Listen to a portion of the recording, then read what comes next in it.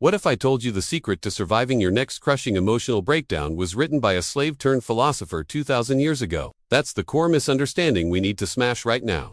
When people hear the word Stoicism, they picture a boring, unfeeling statue, a historical philosophy about bottling up your emotions and being generally passive. They dismiss it as antiquated self-help or, worse, a waste of time reserved for academic types and bearded Silicon Valley CEOs. They think Stoics just grin and bear it. But if you're scrolling through this video thinking Stoicism is about becoming a rock, you're missing the point entirely. A rock is static, while life is a waterfall, constantly moving, crashing, and reorganizing itself. Stoicism doesn't ask you to be a rock. It asks you to become the engineer who controls the flow. The real wow factor of Stoicism isn't its historical pedigree.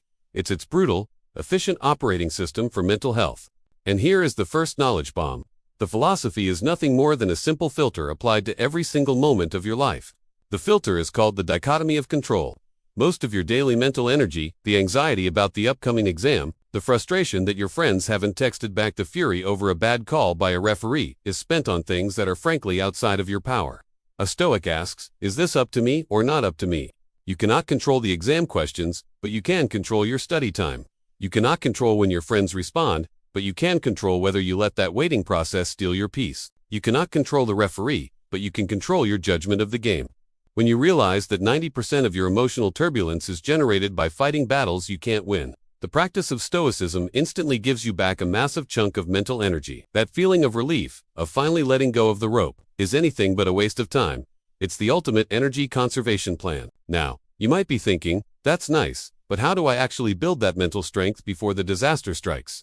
You don't just wait for the storm and hope you remember the philosophy. That's like learning to swim by drowning.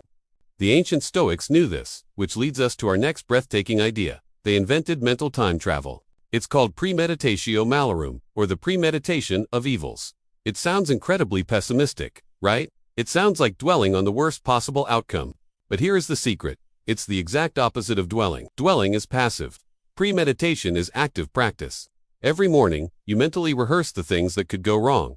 I might fail the presentation. I might lose the game. I might get publicly rejected. You don't do this to become sad. You do it to strip the unexpected events of their power. By rehearsing the worst-case scenario, you get a sneak preview of the emotional pain, and you realize two things. First, it's survivable. And second, you've already formulated your rational response. When the actual event hits, your mind says, wait, I've seen this script before. I know what to do next. The shock absorber is already installed. Instead of panicking, you can immediately ask, what is my next right action? This is how you develop an inner citadel, or fortress of the mind that no external event can breach. Because you've already filed the emotional paperwork for every possible disaster. You use your imagination not to torture yourself, but to immunize yourself. If you're finding this deep dive into ancient wisdom surprisingly relevant to your chaotic modern life, go ahead and hit that like button and subscribe now so you don't miss our next deep dive into practical philosophy. Now, let's talk about what truly matters, because the Stoics were the ultimate reality checkers. The modern world tells you that success is about externals, the expensive car, the perfect university acceptance, the follower count. But the Stoics ask us to consider a devastating question. If you achieve all those things through betrayal, deceit, or moral compromise, are you truly successful? This brings us to the core, the true heart of the philosophy that makes it utterly essential and not a waste of time. Virtue is the sole good. This isn't religious morality. It's for practical tools for living. Wisdom, justice, courage, and temperance. Everything else, money, health, reputation, trophies, is merely a preferred indifferent. It's nice to have, but it holds no moral value and, crucially, cannot define your worth. The massive wow factor here is the realization that if you fail in your career, you lose a job, but if you fail in your character, you lose yourself. If you spend 10 years chasing wealth only to find yourself miserable and dishonest, those 10 years were the real waste of time. Stoicism gives you an infallible compass pointing toward genuine, internal success, a success that cannot be taken away by a market crash, a political shift, or a sudden illness. It forces you to build your life on bedrock, not sand.